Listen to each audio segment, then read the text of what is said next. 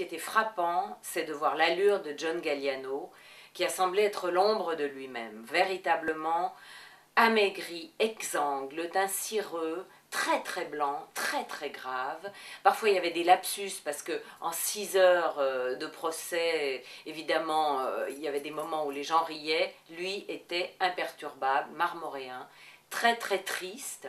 Il a été au micro 5 fois face à une juge qui était tout à fait objective et incroyablement résistante, car après la fin du procès, c'est juste une parenthèse, de John Galliano à 22h30, on est sorti du tribunal à 22h30, cette pauvre juge avait encore un cas qui l'attendait. Cette juge a été en face de lui tout à fait objective et impartiale. Elle lui a posé les questions justes en ressortant toutes les expressions injurieuses qu'il avait eues et il les a assumées courageusement, je dois dire, parce que les fucking Jewish cunt et les fucking Asian face étaient quand même très choquants dans ce périmètre.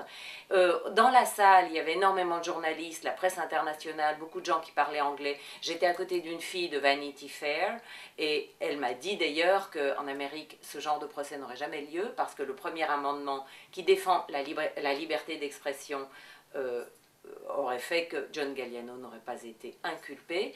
Donc, pour revenir à John Galliano, au micro, il a été, je dois dire, assez touchant parce qu'il était lui-même confondu devant l'énormité de ses insultes et en même temps, on voyait que la punition avait déjà eu lieu. Parce que cet homme qui était un géant de la mode était sorti de ce milieu, n'avait plus rien, on l'avait viré de Dior, on l'a viré aussi de John Galliano, sa propre marque, et aujourd'hui il n'est plus qu'un homme en détresse qui n'est pas encore reconstruit. Ce qui était frappant, c'est qu'il n'était que vulnérabilité et perdition, je dirais.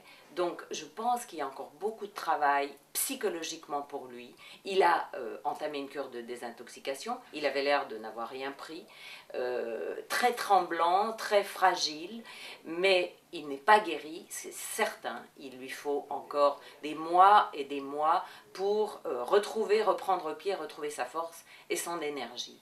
Donc la punition, il me semble, a déjà eu lieu.